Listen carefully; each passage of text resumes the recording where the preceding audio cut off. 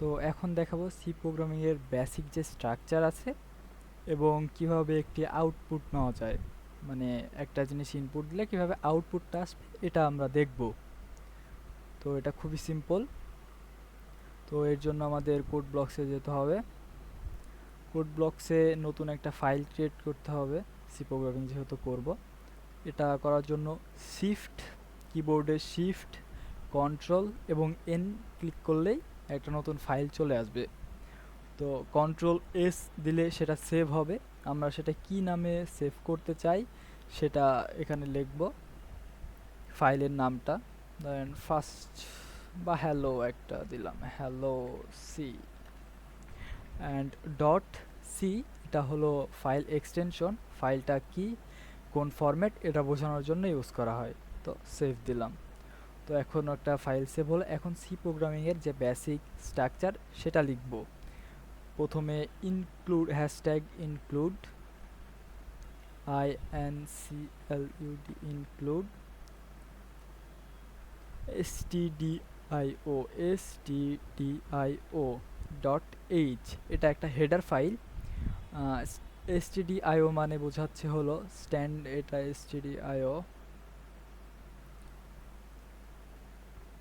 এটার মাধ্যমে বোঝাচ্ছে যে স্ট্যান্ডার্ড ইনপুট এবং আউটপুট।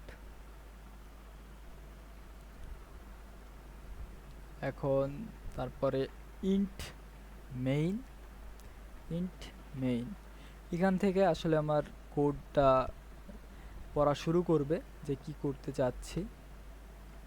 অ্যান্ড ডবল সেকেন্ড ব্র্যাকেটের ভিতর আমরা কি কি কাজ করব সেটা লিখব। এটাকে ব্লক ওয়াইজ কোডও বলে।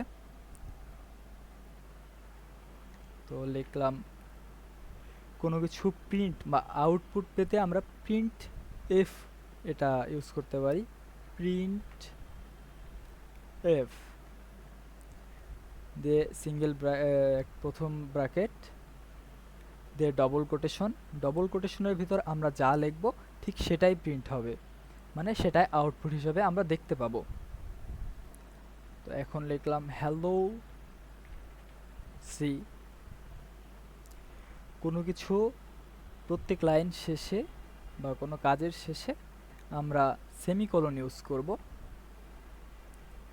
এবং শেষে লিখব return zero, RETURN return zero দিয়ে শেষে আবার সেমিকোলন। এখন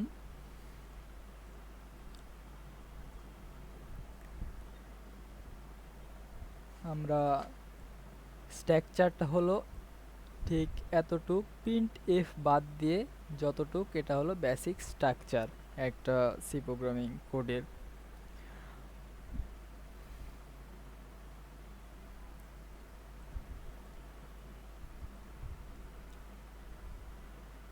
তো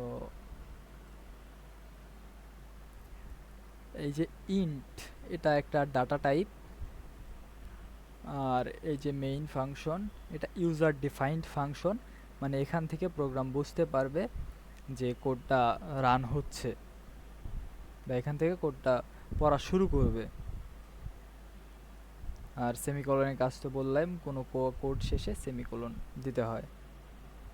তো এখন এটা আমরা আউটপুটটা কিভাবে দেখব সেটা দেখাই। আউটপুট পেতে হলে আমরা বিল্ড অ্যান্ড রান দিব, অথবা প্রথমে বিল্ড করতে পারি তারপরে রান করতে পারি। তো আমরা ট্রাই করব বিল্ড অ্যান্ড রান করার জন্য। বিল্ড অ্যান্ড রান দিলাম। আউটপুট হিসাবে আসছে আমরা প্রিন্টএফ এর ভিতর যা লিখেছি হ্যালো সি, তো সেটাই এসেছে। এখন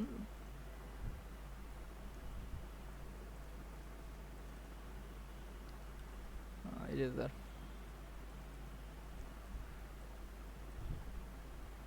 প্রিন্টএফে আমরা যা লিখবো তার মানে এই না যে সে তাই প্রিন্ট করবে। কিছু কিছু জিনিস আছে যেগুলো প্রিন্ট হয় না, সিঙ্গেল ওটা প্রিন্ট হয় না। কেন হয় না ওটা পরবর্তীতে বলবো, আসলে কি দু একটা দেখে নিই। এটা কেটে দিলাম।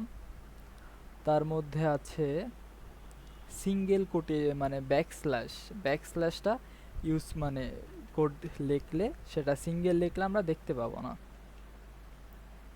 কারণ ব্যাকস্ল্যাশ একা বসে না, বা একা বসতে পারে। এক ব্যাকস্ল্যাশ ইউজ করা হয় কোনো একটা দুইটা মিলে একটা কাজ করার জন্য। তো ডবল যখন ব্যাকস্ল্যাশ দেব তখন আমরা একটা প্রিন্ট দেখতে পাবো যে একটা ব্যাকস্ল্যাশ প্রিন্ট হয়েছে। তো এরকম আস্তে আস্তে পরবর্তীতে দেখাবো কিভাবে কি করতে হয়।